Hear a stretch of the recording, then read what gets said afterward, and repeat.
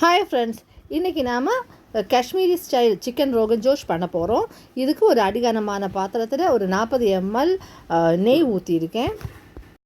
நெய் நல்ல சூடு வந்ததும் 2 இன்ச்சு சைஸ் பட்டை 3 சேர்த்துருக்கேன். அதுக்கப்புறமா 5 கிராம்பு, ஒரு கருத்த ஏலக்காய், 3 பச்சை ஏலக்காய், அதாவது சாதா ஏலக்காய் சேர்த்து நல்ல வாசனை வராத வரைக்கும் வறுத்துக்கணும். இதில் 1/4 டீஸ்பூன் பெருங்காயத்தூள் சேர்த்துக்கோங்க. அப்புறமா 1/4 கிலோ க்ளீன் பண்ணி வச்சுருக்க சிக்கன் சேர்த்து ஸ்லைட்டாக ஒரு வெளிர் நிறம் ஆறுறது வரைக்கும் வதக்கிக்கணும். அடுத்து 2 டேபிள் ஸ்பூன் காஷ்மீரி மிளகாய் விழுத சேர்த்துருக்கேன். இது நல்லா பச்சை வாசனை போகிறது வரைக்கும் வதக்கணும்.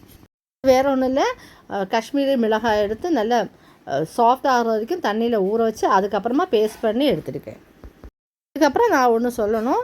ஆக்சுவலாக அந்த காஷ்மீரி சிக்கன் ரோகன் ஜோஷில் ரத்தன் ஜோட் அப்படிங்கிற ஒரு வேறு, அது வேம்பாலம்பட்டேன்னு சொல்கிறாங்க, அது கரெக்டாக தெரியல, அதை சேர்ப்பாங்க. அதை தண்ணீரை ஊற போட்டு அந்த தண்ணீரை சேர்ப்பாங்க. அது நல்ல பிரைட் ரெட் கலர் கொடுக்கும்.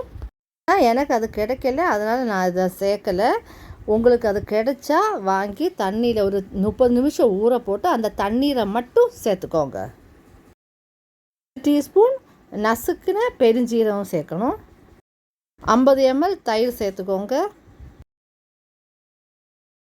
இதுக்கு தேவையான அளவு உப்பு சேர்க்கணும். இதில் இந்து உப்பு தான் சேர்த்துருக்கேன்.